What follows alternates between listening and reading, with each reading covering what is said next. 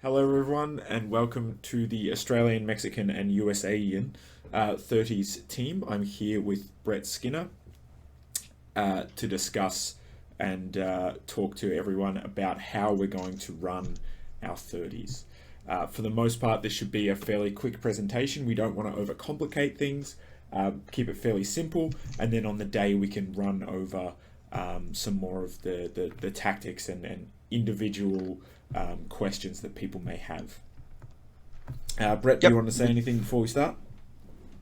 I think you mostly covered it. We just want to go over general tactics, sort of how we're going to line up, how we're going to run things, so everyone's on the same page. Just like fives and 12s, we're going to start a specific way. We're going to play it that way until everything starts breaking. Like in all of this sport, eventually stuff happens and everything starts going, and then it gets a little more chaotic. But we want to make sure we're starting all on the same page. Yep. So when this wants to flick through, there we are. So our formation will be split up into 6 groups of 5, and each group will essentially have their own role. So groups 1 and 4 will be made up of purely Mexican and USA fighters. That's just to keep the team cohesion and people being able to work together properly. Those of the right hand side, so groups 3 and 5, will be Australian, and then 2 and 6 will be a mix, given their roles within the formation. Now, groups 1 and 3 will be focusing on pushing rails and keeping those flanks secure. Groups 4 and 5 will be supporting groups 1 and 3 and taking opportunities with their more mobile fighters. So on the left and right of their fives, towards the center, there will be 2 more mobile fighters that will be able to take any opportunities that are given to them. Group 2 will be sitting slightly back from group 1 and 3's lines, and group 2 will be composed of a lot of centers and the running type, and they will have a lot more, let's say, free will to then take opportunities to push behind people's lines or get kills as needed. Then group 6 will be a command and catch group. So they'll have the person who's commanding it all, communicating to the other lines as to what we need to do, as well as catching any opposition who come through the lines and make sure that they are subdued and taken down, so they no longer pose a threat to anyone else. Brett? Yep.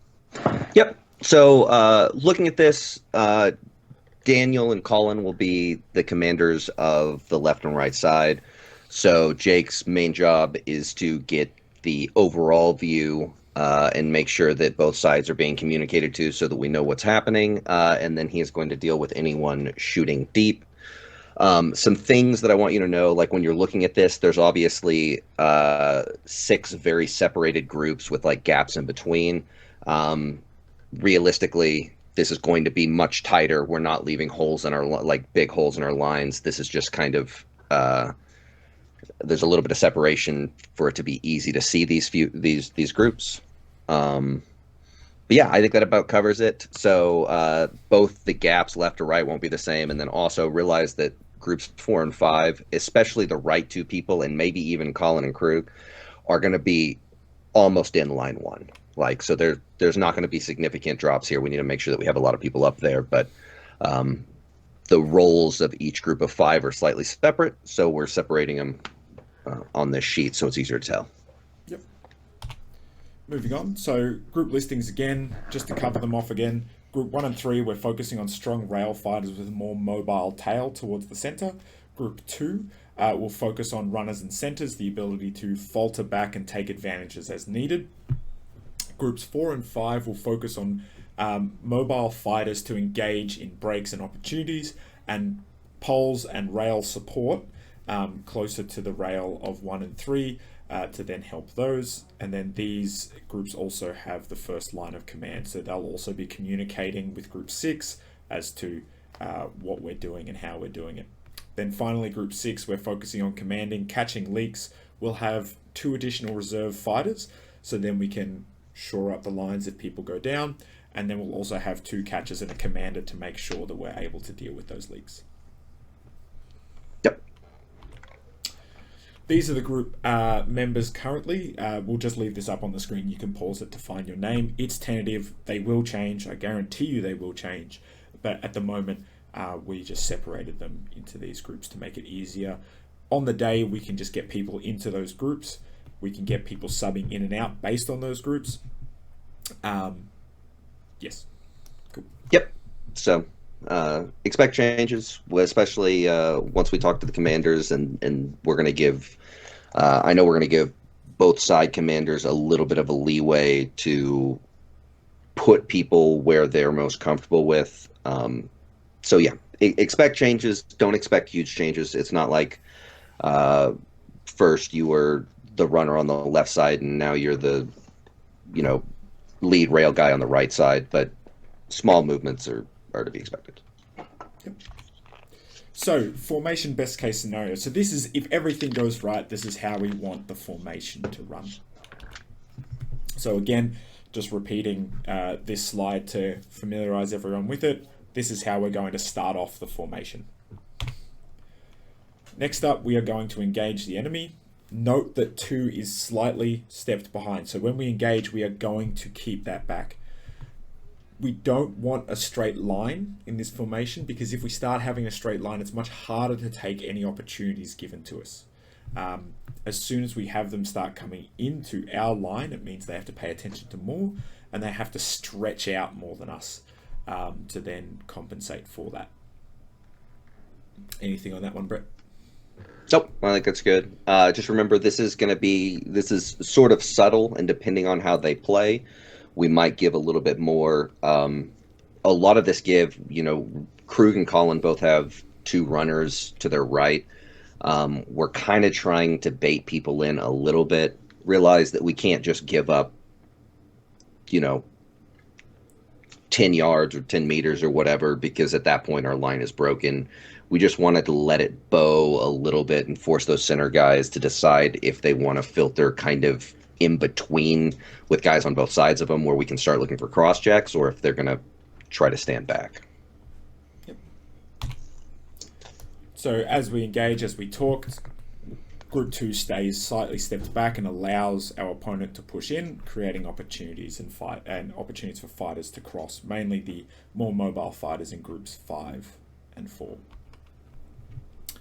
Moving on to the next one real quick, we can see that we still have Group 2 holding.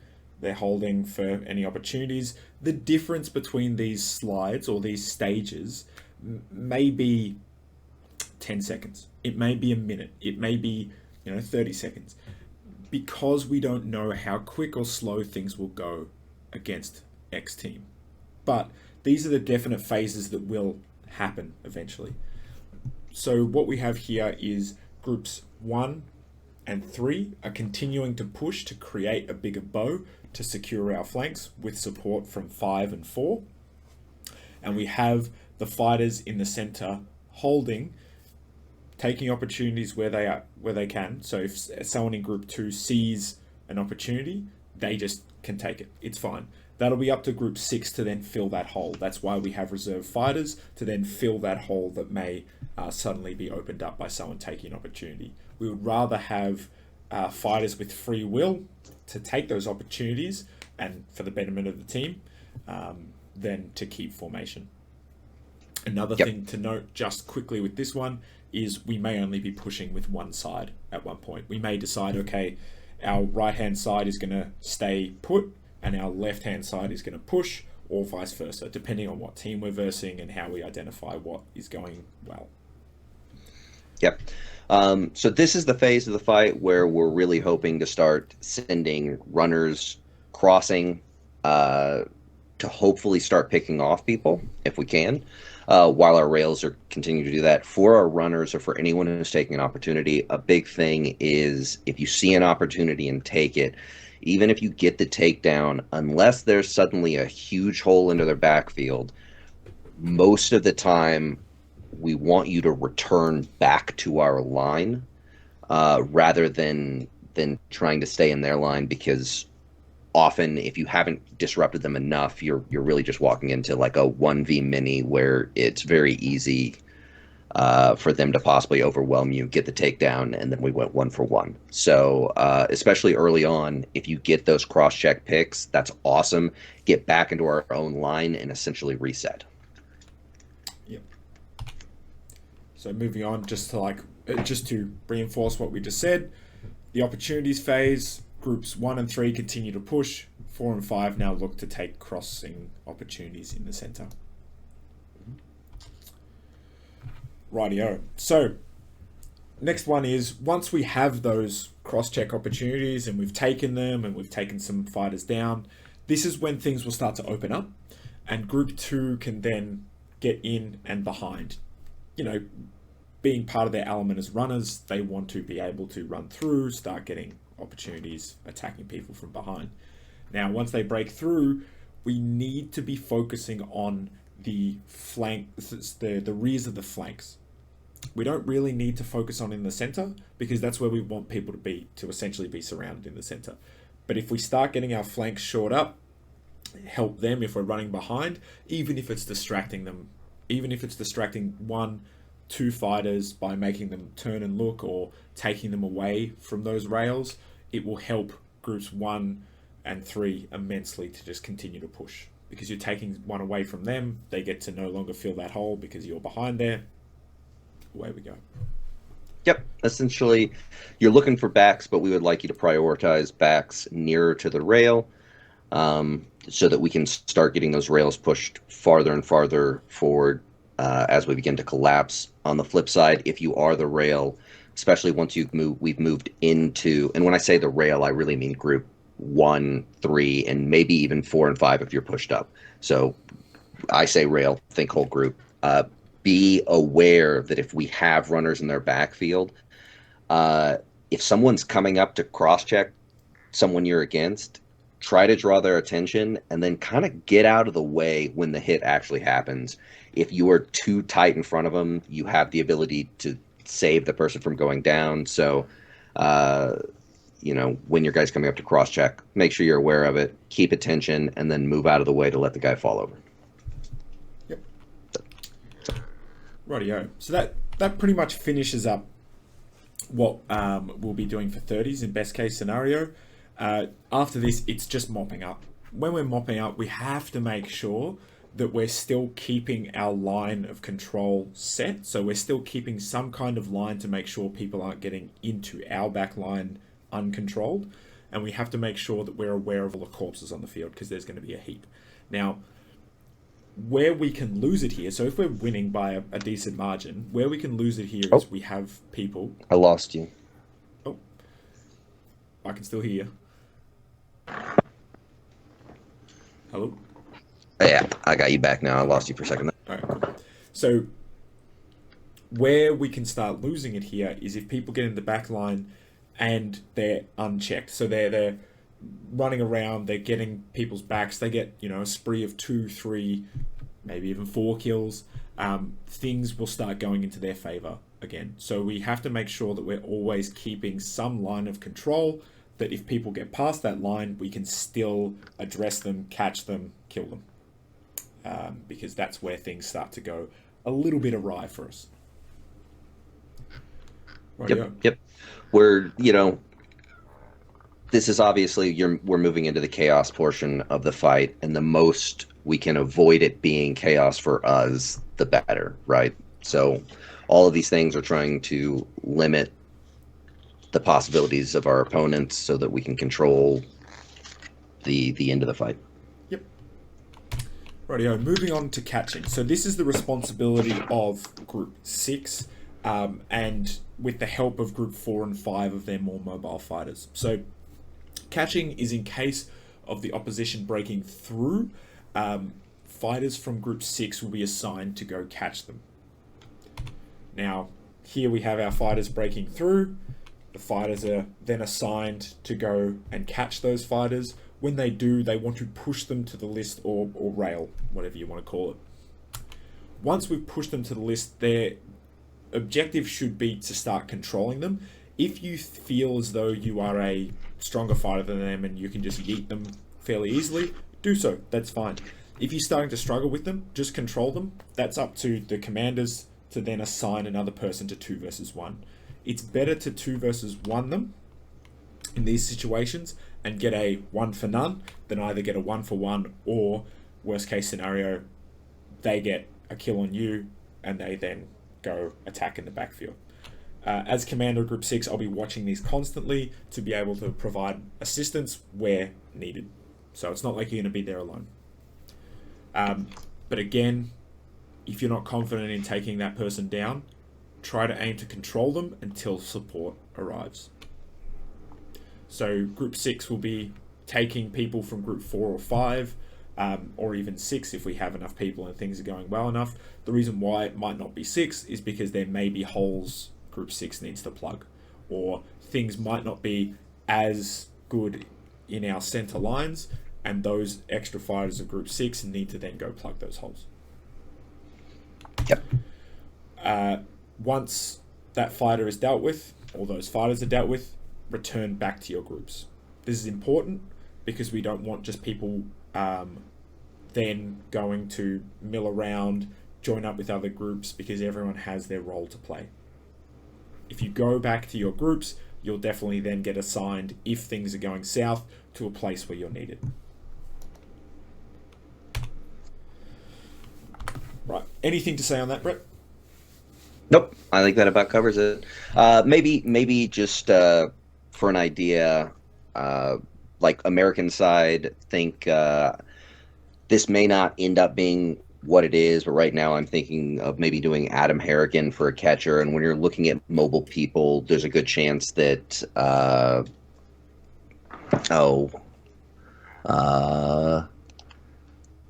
will probably do Andrew McCabe as one of the mobile guys, and then maybe Sean Hansen or even Johnny Porter. So like just so when you're getting an image of this, like we're probably going to be sending someone like Adam back to catch them, control them, and go for the takedown if he's confident. But otherwise, we'll then have, Johnny or McCabe crashing back to hopefully finish that fast and then get back to the line. Yep. Rightio. Moving on to the only extra bit of communication that everyone will need to know. We're trying to keep it as simple as possible because it's 30s, you don't do 30s that often, and we really don't want to add anything too much on top of people already doing 5s, 12s, duels, etc.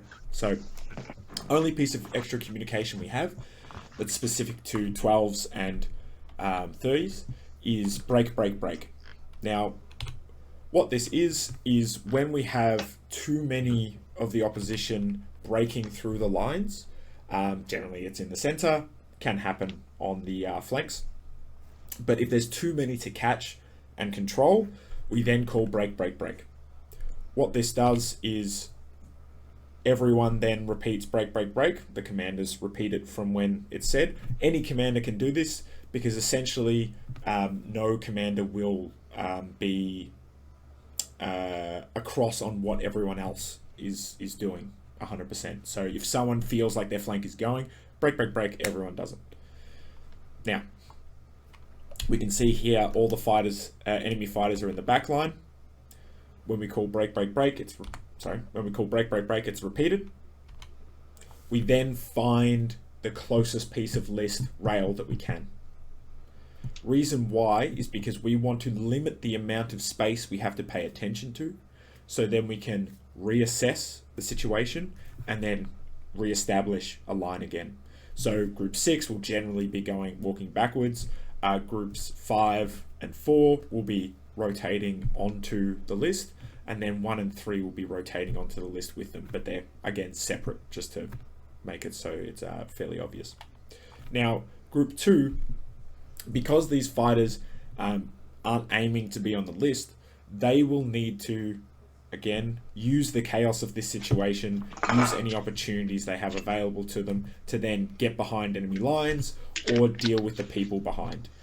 These people aren't the people we want on rails. These people are the people we want to be in the center, running around, attacking backs, getting any opportunities we have.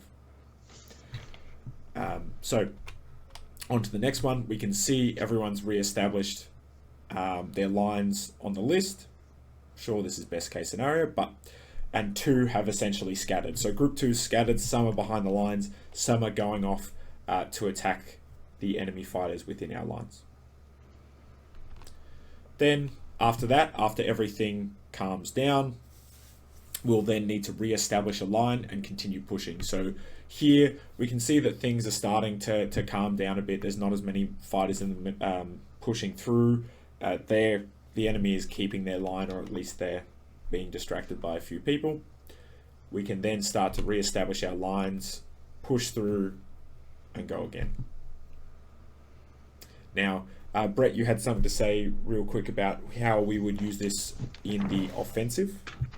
Yes, so important to realize this isn't always a negative thing. This could happen very realistically if, say, the US or the Australian line or rail side starts to break through and starts to really wrap. When that wrap happens, there's a very good chance that it will force a hole open our line, just because the line starts getting too long, and we could have a significant number of enemies trying to push through there as like their one chance to not get encircled. In that situation, you would be looking at, say, the Australians are the ones who've pushed through. Then we're looking at the American side and the center getting that break call so that they're getting their backs to the rail, so that counter press can't hurt us, while the front that we're pushing through on is able to continue to do their thing. Yep. And that's pretty much the end of the situation. So all of the things that we wanted to show. Any last closing thoughts, Brett? I mean, I think it's important to realize we actually have a really strong team this year. So I expect us to perform pretty darn well. Things to remember: we have a basic way that we want this fight to go. It's not going to go this way many times, right? So we have commanders in place in the center and on both rails. Their job is to see and assess what's happening and make decisions in the moment. So listen to them. If they tell you to go do something, just trust that they're making the right call or the best call that they can, because we will need to be able to be flexible and make changes as we come across different situations. Yep. Easiest way to win 30 versus 30 or any mass battle is keep your wits about you. Make sure you're always looking around. There's going to be people everywhere, whether they be friendlies, whether they be enemies. Always look around, always be prepared for anyone that's coming at you. Easiest way to stay safe. Be aware. That's about it from me. Yep. I think that does it. And that's a wrap.